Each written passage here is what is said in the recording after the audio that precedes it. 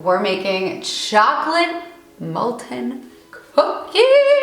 Ah! I just ate 2 of these, so you know, there were way more on this plate, but we can't live our lives not eating the cookies. I was going to make chocolate molten cakes for Valentine's Day, but I realized, you know, not everyone just has ramekins laying around because you need those to make chocolate molten cake.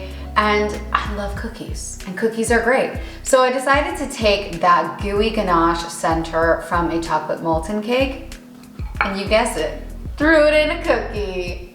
This recipe has 2 steps. We first make our chocolate ganache, which I gotta stop here. If you think ganache is too cool for you, super difficult or gourmet, well, it is gourmet, but you're gourmet and it's 2 ingredients and you can make it without any problem. It's literally heavy cream and chocolate. We will get to that, but just don't freak out over ganache. I used to. Maybe I'm the only one. I used to be like, oh, it's a ganache, I can't do that.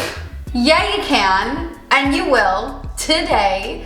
Okay, so we have that chocolate ganache and then it's stuffed inside this, moist but also crackly chocolate cookie.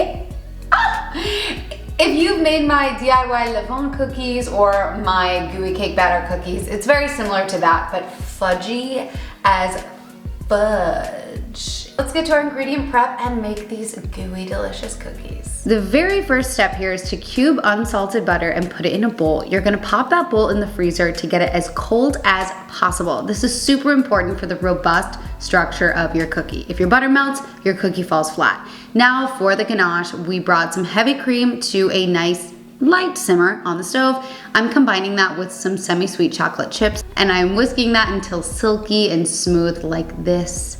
So luscious. I also like to add a little bit of salt here, that's optional. Put this in the freezer covered and let's get to our dry ingredients. We're starting off with flour, cornstarch, cocoa powder, salt, and baking soda, all in a mixing bowl, and we're gonna whisk these together until fully combined. Set that aside, and in the bowl of a standing mixer, combine light brown sugar, white sugar, and those nice crisp cold butter cubes. We're slowly incorporating that butter into the sugar, and I sped up my camera speed, but I'm actually on low speed here. We don't wanna whip the butter too fast or it will melt, and then of course, as I said, our cookies will fall flat and it's sad. So the final result will look something like this. You can see this kind of looks like wet sand. It also feels really, really cold and firm. That's exactly what we want.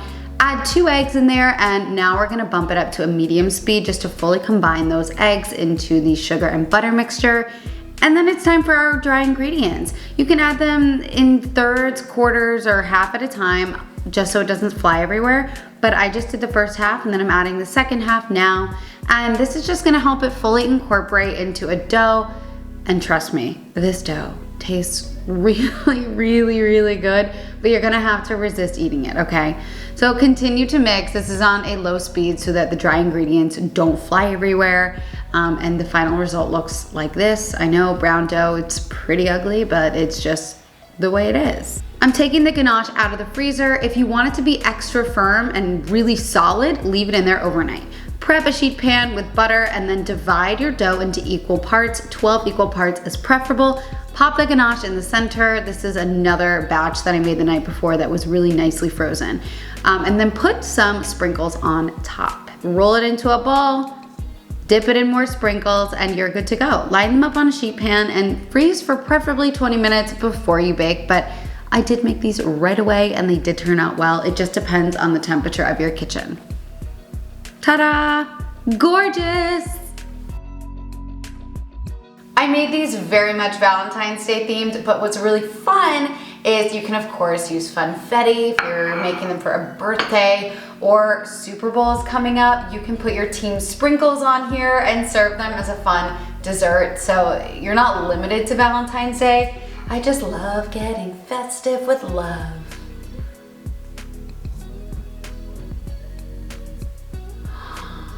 Oh my gosh.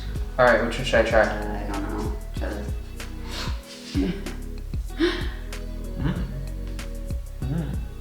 Oh yeah. Do you like it? I do.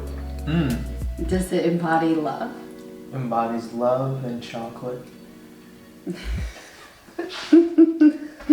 I'm gonna get that tattooed to my back. I'm gonna do it on my belly. Love and chocolate.